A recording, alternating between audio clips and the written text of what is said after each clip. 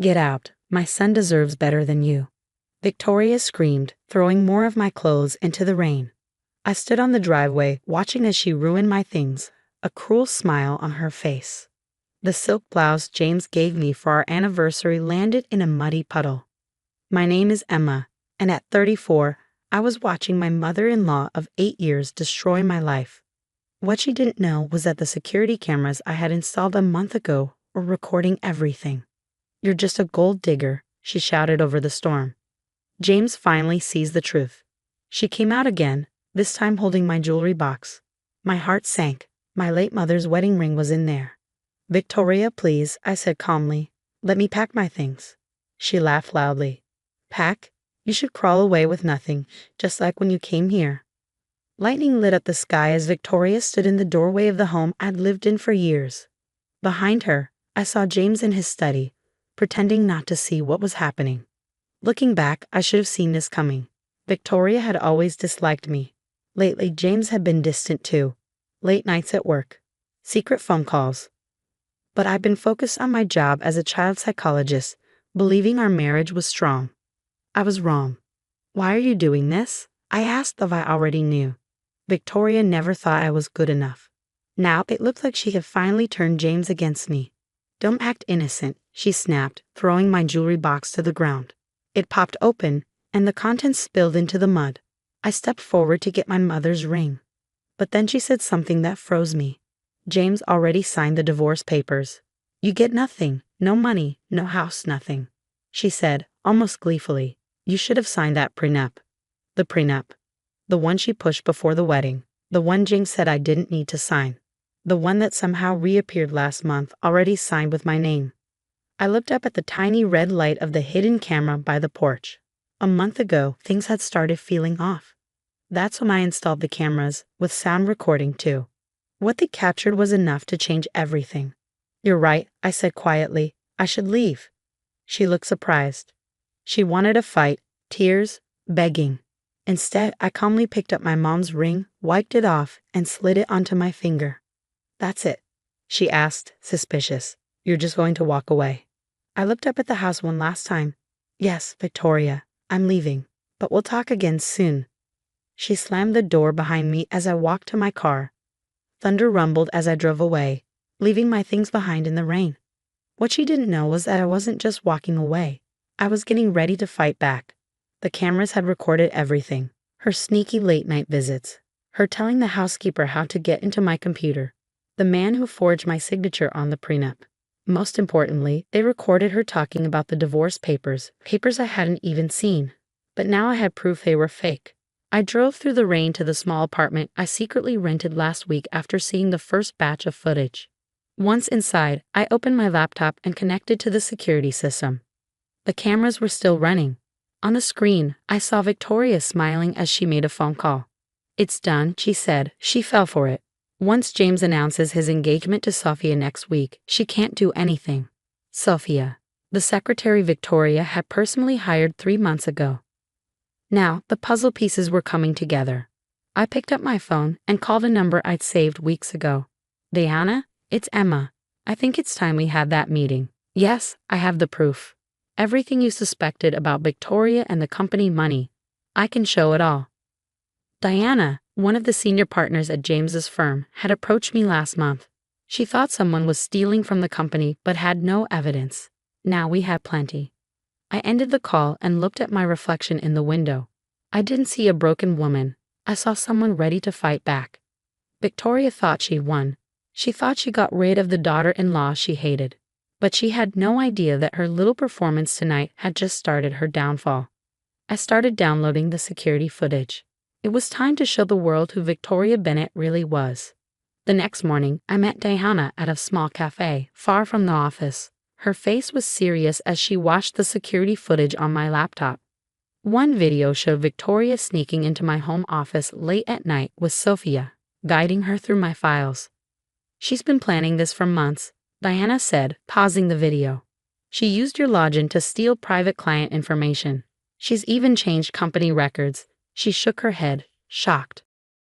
"And there's more," I said, clicking on another video. In it, Victoria was in my kitchen at 3 a.m. with a man, practicing my signature. She faked my name on a bunch of documents. One of them is the prenup. Diana frowned. A prenup that suddenly shows up 8 years into the marriage? That's not legal. I nodded, sipping my cold coffee. She told James I signed it before our wedding. Said it had just been lost all this time. And of course, he believed her. He always believes her. The footage showed Victoria running what looked like a secret business operation, right from my house. Every clip was clear, with time and date stamps, thanks to the security system I'd set up. What made you put up cameras? Diana asked, still watching. 6 weeks ago, I noticed changes in some client files I've been working on. I said, small things, but I always double-check everything. Then I found out my passwords had been changed. Diana nodded. That's when we saw strange things in the company's finances too. Exactly, I said. Then Victoria started coming by when James was out, pretending to bring food or check on me. But she'd always hang around my office, trying to see what I was doing. The cafe was getting busy with lunch customers. Diana closed my laptop and leaned in. Emma, this isn't just family drama anymore. This is serious. Fraud, identity theft, forgery. I know, I said softly, and I think it goes deeper. She's been pushing James to become CEO ever since you said you were retiring. Now it all makes sense. Diana's face turned cold. They want him in charge before anyone finds the missing money. With Sophia by his side, they could hide everything, I said. Unless we stop them first. Diana stood up, grabbing her bag. Give me 24 hours to get the legal team ready. Don't let Victoria know anything. Let her think she's already won. Just then, my phone buzzed. A text from James. We need to talk about you picking up your things. I showed Diana. She gave a grim smile. Perfect. Keep playing along. Let them think you're heartbroken and helpless. I typed out a shaky message. Please, can we work this out? I still love you. Good, Diana said, reading it. Overconfident people make mistakes. After she left, I sat in a cafe a while longer, watching happy families and couples around me. 8 years of marriage gone just like that. Or maybe it had been falling apart for a long time, and I just hadn't wanted to see it. Another message buzzed on my phone, this one from Victoria. Don't bother trying to contact James. He's busy planning his future with someone worthy of the Bennett name. I could almost hear her smug voice in those words. But she had no idea. I was planning too. Back at my temporary apartment, I spent the afternoon going through more footage. Something about Victoria's late-night visits didn't sit right with me. I watched closely, again and again. Then I saw it. In one video, Victoria showed her secret visitor some papers. The camera caught our reflection in the kitchen window.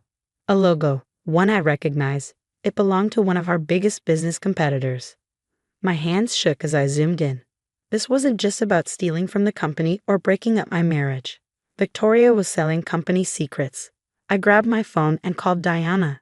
I found something else, I said quickly. It's worse than we thought. She told me to meet her in an hour. Be careful, Emma. If Victoria finds out what you know. I looked around my apartment, suddenly uneasy. I will. See you soon. Just before I left, another text came through from James. I'm sorry it had to end this way. Mother says you'll get the papers tomorrow. Please don't make this difficult. I stared at it for a moment. I felt angry, sad, but more than anything, I felt ready. Oh, James, I whispered. I'm not going to make this difficult. I'm going to make it impossible. I grabbed my keys and walked out the door. It was time for the Bennetts to see exactly who they were dealing with. The next morning, everything changed. I sat in Diana's office alongside her legal team, watching as Victoria and James were escorted in by security. Victoria's usual confident smirk faltered when she saw me. What is she doing here? Victoria demanded, her voice sharp. James, we should leave. Actually, Diana said, standing up, you both need to stay. Emma has something interesting to show you. I connected my laptop to the conference room screen. Victoria's face drained of color as the first video began playing. Her midnight meeting with our competitor's representative, clearly showing her handing over confidential documents. Turn that off, she shrieked, but James held up his hand, his eyes glued to the screen. Mother, he whispered, what did you do? More clips played. Victoria forging my signature, coaching Sophia on accessing secure files, bragging about framing me for corporate espionage. Each video was damning, each timestamp irrefutable. It's all fake, Victoria protested weakly. She's trying to destroy our family. Like you destroyed our marriage? I asked quietly. Or how about the $2 million you embezzled through fake accounts in my name? James sank into a chair, his face ashen. The prenup, the missing funds, it was all you? Diana stepped forward. We've already contacted the authorities. They're very interested in these recordings, especially the parts about selling corporate secrets. Victoria's composure cracked completely. James, you can't let them do this. I did it all for you, for your future. But James wasn't looking at his mother anymore. He was looking at me, really seeing me perhaps for the first time in years. Emma, he started, but I cut him off. Save it, James. You chose to believe her over me. You were going to let her destroy me without even asking for my side. Deanna's legal team presented the evidence. Documented fraud, corporate espionage, forged signatures. Victoria's scheme unraveled spectacularly in that conference room. Officers are waiting downstairs, Diana announced. Victoria, you can either go quietly or we can make this very public. Victoria looked around wildly, like a cornered animal. Then she did something unexpected. She laughed. You think you've won, she sneered at me. You've got nothing. It's your word against mine, and the Bennett name still means something in this town. I smiled calmly. Actually, Victoria, it's not my word. It's yours. Every confession, every scheme, every threat, all recorded in perfect HD quality. The police led Victoria away in handcuffs, her threats echoing down the hallway. James remained behind, looking lost. The divorce papers, he said finally. They weren't real, were they? No, I replied. But don't worry. The real ones will be on your desk this afternoon. 6 months later, I sat in my new office at the firm, now serving as head of legal compliance, a position Deanna created specifically to prevent future fraud attempts. Victoria was serving time for corporate espionage and fraud. Sophie had turned state's evidence, revealing even more of Victoria's schemes. James tried to apologize, sent letters begging for reconciliation. But some betrayals can't be undone. The divorce was finalized quietly, and with Diana's help, I received a fair settlement. My security cameras had caught one final scene the night Victoria threw me out. Her confession to James about their plans, his weak protests, his ultimate surrender to her demands. It helped me understand that I hadn't just lost a husband. I'd never really had one. He'd always belonged to Victoria first. Ready for the board meeting? Diana asked, poking her head into my office. I gathered my files and smiled. Ready. As we walked to the conference room, I caught my reflection in a window. The woman looking back wasn't a victim or a pushover. She was a survivor who turned the tables on those who tried to destroy her. Victoria thought she could take everything from me that night in the rain. Instead, she lost everything herself. Sometimes the best revenge isn't about getting even. It's about getting stronger. The security cameras didn't just save my reputation. They showed me who I really was. And that woman, she was just getting started.